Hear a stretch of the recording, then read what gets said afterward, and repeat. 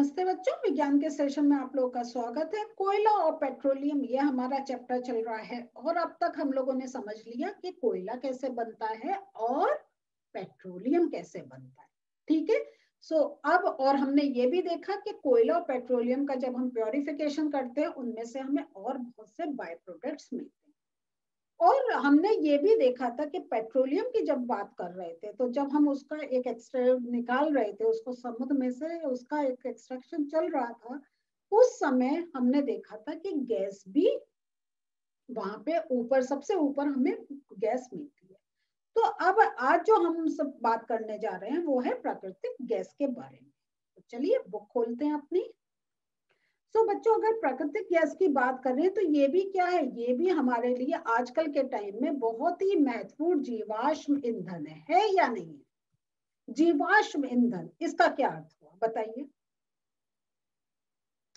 बिल्कुल ठीक कि ये जीवों का जो एक अंश बचे हैं वो, उनसे जो ईंधन बन रहा है, तो ये हम इसलिए इनको जीवाश्म ईंधन कहते हैं। और ये क्योंकि इसका जो हम ये प्राकृतिक गैस की बात कर रहे हैं, तो इसका जो परिवहन है, जो मीन्स इसका जो ट्रांसपोर्टेशन है, ये एक देखें तो ये बड़े आसानी से पाइपों के द्वारा हो जाता है।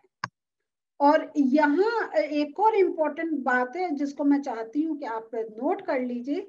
ये जो प्राकृतिक गैस को हम उच्च दाब पर संपीड़ित कर सकते हैं, और ये जो है ये इसको हम इसको संपीड़ित प्राकृतिक गैस के रूप में भी भंडारित कर सकते हैं। तो पहले मैंने आपको बोला संपीड़ित कर सकते हैं, मीन्स इसको हम कंप्रेस कर सकते हैं। क्लियर हुआ? तो इसलिए जो हमने ये जो हमारी सीएनजी है वो यही है कि कंप्रेस नेचुरल गैस, कि हमने जो हमें एक प्राकृतिक गैस, नेचुरल गैस जो मिल रही है उसको हमने कंप्रेस कर दिया। कंप्रेस करा मतलब दबा दिया है, और फिर हम उसको कंप्रेस करके उसका स्टोरेज कर सकते हैं, भंडारित कर सकते हैं। तो सीएनजी का उपयोग क्या होता है? इसका उपयोग ऊर्जा उत्पादन हेतु किया जाता है, एनर्जी प्रोड्यूस करने में इसका यूज होता है। और आजकल आप जैसे जानते हैं कि परिवहन वाहनों में ईंधन के रूप में भी इसका उपयोग किया जा रहा है। और इसका रीजन ये है क्योंकि सीएनजी जो है वो प्रदूषण कम करती है, वो प्रदूषणकारी का, वो अगर हम देखें जितना एक डीजल जो है वो काफी प्रदूषण करता है, लेकिन सीएनजी जो है होती है उसका प्रदूषण का देखिए परसेंटेज कम है। और सीएनजी का अधिक लाभ ये भी है कि इसे हम, ये भी एक बहुत इंपॉर्टेंट अच्छी बात है कि इसको हम घरों और कारखानों में सीधा जलाया जा सकता है।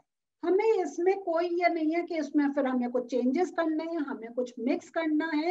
ये सीधे ही एक हमारा कहें एक सोर्स ऑफ पावर है कि ये हमें एक ईंधन शक्ति चाहिए वो हमें इससे मिल जाती है।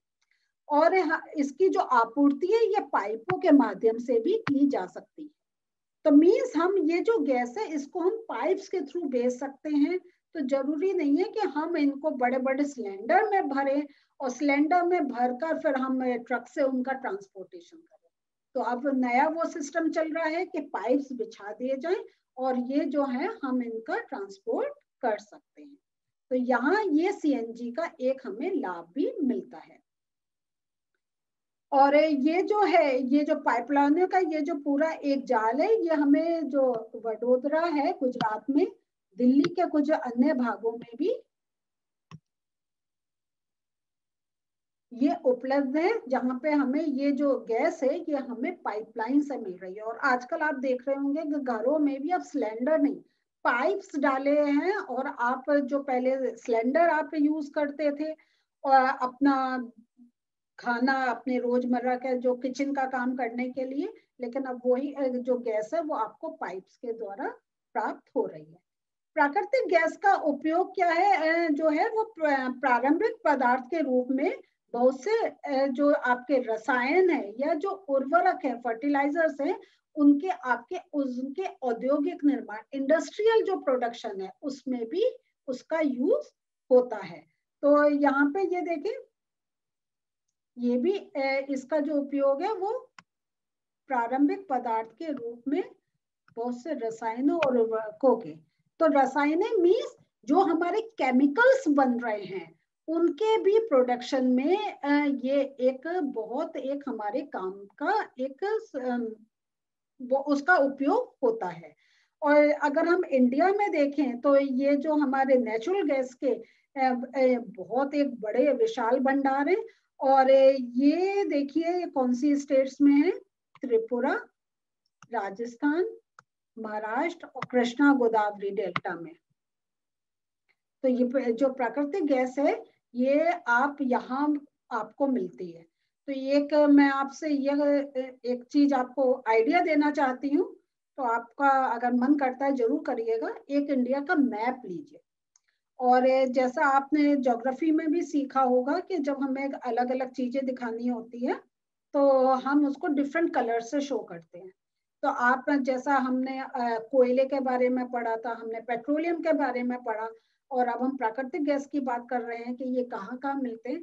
तो उन स्टेट्स को आप अलग अलग कलर से मार्क करें कि एक कलर से आप मार्क कर लीजिए प्राकृतिक गैस कहाँ मिलती है, एक कलर से मार्क कर लें कि आपको पेट्रोलियम कहाँ से मिलता है।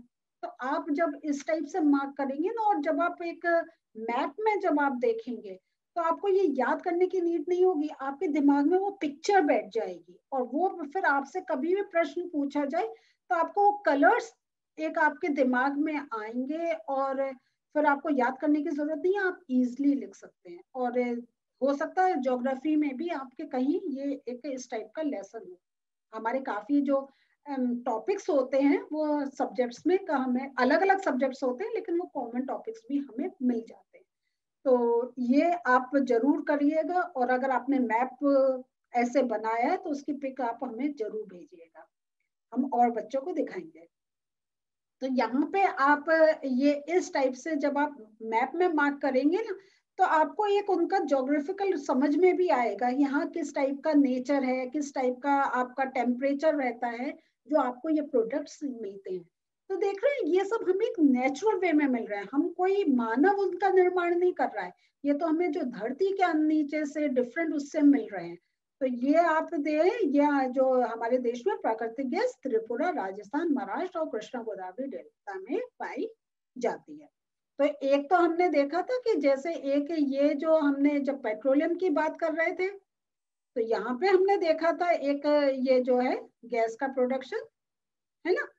और यहाँ पे भी हम देख रहे हैं प्राकृतिक जो नेचुरल गैस है, क्योंकि हमारे बहुत सी जगह जो अर्थ के नीचे इतना हाई टेम्परेचर है कि अंदर बहुत एक केमिकल रिएक्शंस चल रहे हैं, और उन केमिकल रिएक्शन की वजह से काफी जो हमारा कोई भी एक कहें लिक्विड फॉर्म या कोई भी हमारी अंदर कोई भी एक ऐसा पदार्थ है, हाई टेम्परेचर के कारण वो क्या हो रहा है, वो एक गैसियस फॉर्म में हमें वो मिल रहा है, और हम उसका फिर उपयोग कर पा रहे हैं विभिन्न उसमें। तो ये सारे हमारे जो साइंटिस्ट हैं वो इस टाइप से चीजें देख रहे हैं कि हमें नेचुरल क्या मिल रही है, उनका कैसे हम उपयोग कर सकते हैं।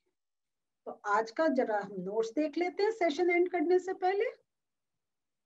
प्राकृतिक गैस का भंडारण उच्च दाब पर संपीड़ित प्राकृतिक गैस सीएनजी के रूप में होता है, ठीक है।